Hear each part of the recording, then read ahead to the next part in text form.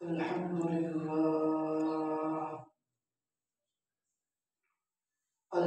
لله الذي جعل الشمس والقمر بحسبان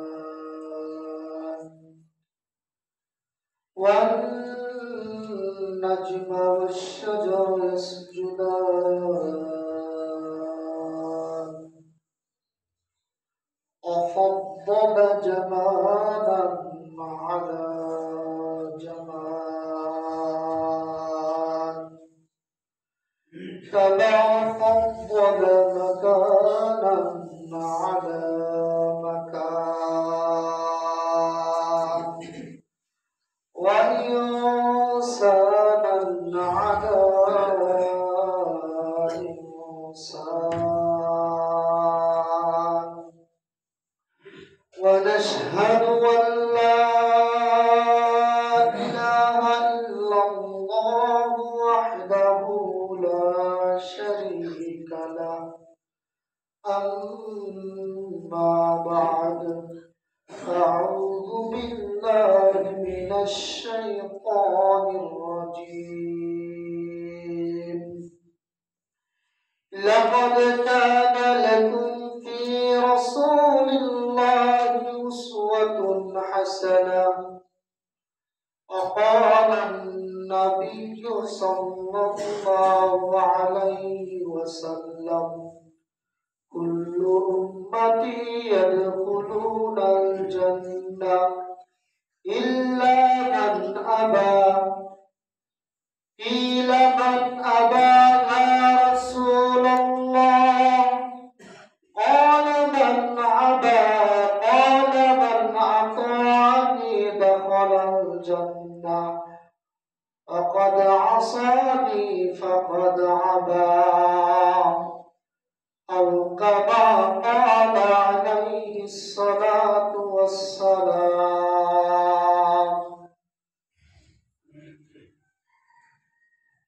रहे मेरे मस्कन हवा की ये काबा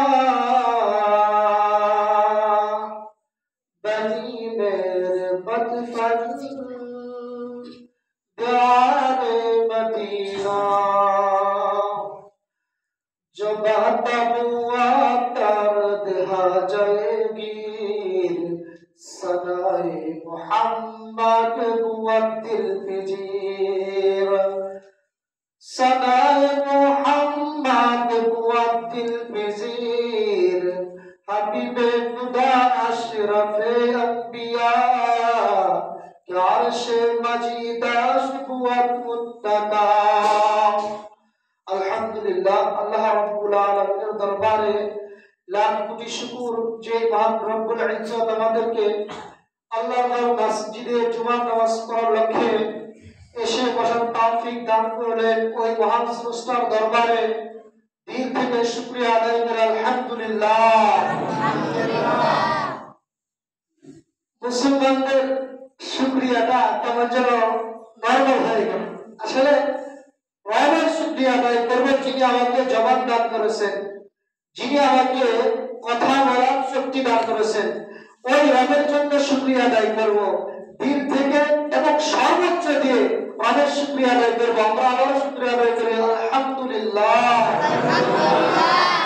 ওই মহামানবের প্রতি একবার দরুদ আদায় করি যিনি মানবতার মুক্তির সনদ সরকারে দো আলম নবী মুহাম্মদুর রাসূলুল্লাহ সাল্লাল্লাহু আলাইহি ওয়াসাল্লাম আল্লাহ রাব্বুল আলামিন আমাদেরকে মুহাম্মদ সাল্লাল্লাহু আলাইহি ওয়াসাল্লামকে আমাদের জন্য পাঠাইছেন আদর্শ রূপে সূরা আহজাবের 21 নম্বর আয়াতের মধ্যে রব্বুল আলামিন বলতেছেন লাকাদ কানা লাকুম ফি রাসূলিল্লাহি উসওয়াতুন হাসানাহ হে দুনিয়ার সকলেরা তোমরা শুনে রাখো তোমরা জানো অবশ্যই মুহাম্মদ সাল্লাল্লাহু আলাইহি ওয়াসাল্লামের জীবন আদর্শের মধ্যে রয়েছে তোমাদের জন্য উপদেশ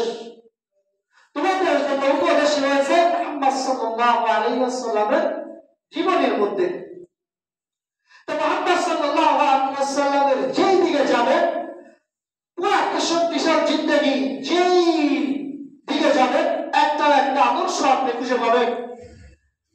তো আমি এখানে 4টা কিতাব এবং হাদিস থেকে কিছু আদর্শ আপনাদের মাঝে ব্যক্ত করব। আল্লাহ রাসূল সাল্লাল্লাহু আলাইহি ওয়াসাল্লামের অনেকগুলো আদর্শ, অনেক জীবন আদর্শ রয়েছে। তার মধ্যে রয়েছে একটা ইস্তেকলাল, ধীরতা। রাসূল সাল্লাল্লাহু আলাইহি ওয়াসাল্লামের মধ্যে ধীরতা কেমন ছিল? আমরা তো একটা কিছু হয়ে গেলে পেরেশান হয়ে যায়, কিন্তু সরকার দো আলম মুহাম্মদুর রাসূলুল্লাহ উম্মতকে শিক্ষা দেওয়ার জন্য কত বড় আদর্শ। এই জন্য আল্লাহ রাব্বুল আলামিন বলতেছেন, লাকাদ কানা লাকুম ফি রাসূলিল্লাহি উসওয়াতুন হাসানাহ। আমার রাসূলকে তোমরা যত দেখবে, যত অনুসরণ করবে, যত ফলো করবে, ততই সফলতা অর্জন করবে, তোমার কল্যাণ হবে। দেখেন ধীরতা কেমন ছিল। বদর যুদ্ধের সময় কাফেররা হলো 1000, কাফেররা 1000, সরকার দো আলম মুহাম্মদুর রাসূলুল্লাহ সাল্লাল্লাহু আলাইহি ওয়াসাল্লামের হাতে ওই সময় মাত্র 313 জন সাহাবী ইসলাম গ্রহণ করেছে। যুদ্ধের প্রস্তুতি শুরু হয়ে গেল।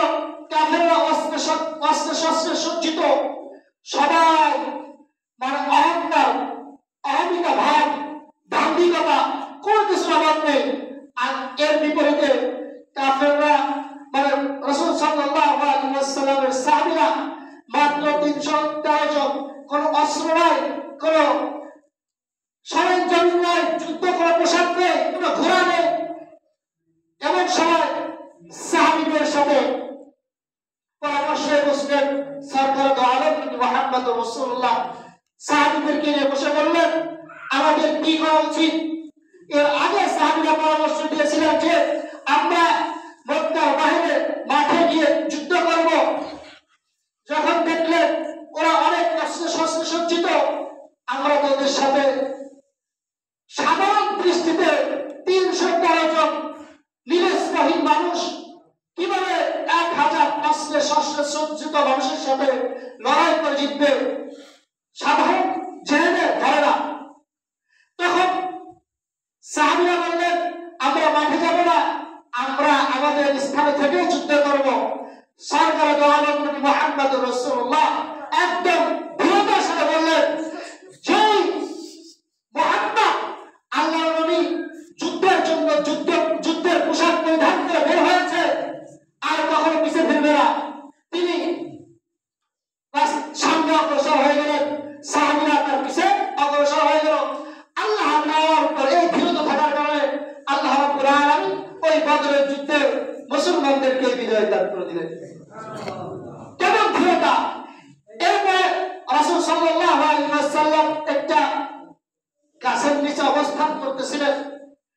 এক কাফের এসে রাসূল সাল্লাল্লাহু আলাইহি ওয়াসাল্লামের উনি চুলেশ নিতেছিলেন, এসে বুকের উপর ছুরি ধরছে, ধরে বলছে, মুহাম্মদ বলে তোমাকে এখন কে বাঁচাবে? কোন রকম কোন সংশয় ছাড়া বলে দিলেন, আমাকে আমার রব বাঁচাবে, আল্লাহ আমাকে রক্ষা করবে। যখন দৃঢ়তার সাথে কথা বললেন, ওই কাফের সাথে সাথে থরথর করে কাঁপতে কাঁপতে জমিনে বসে গেল এবং আল্লাহর উপরে আস্থা দৃঢ়তা দেখে কাফের ওই সময় সাথে সাথে কালেমা করে মুসলমান হয়ে গেছে। কালেমা করে মুসলমান হয়ে গেছে। কেমন দৃঢ়তা ছিলেন! রাসূল সাল্লাল্লাহু আলাইহি ওয়াসাল্লামের জীবন আদর্শ আমাদের জন্য উত্তম আদর্শ রয়েছে, উপদেশ রয়েছে।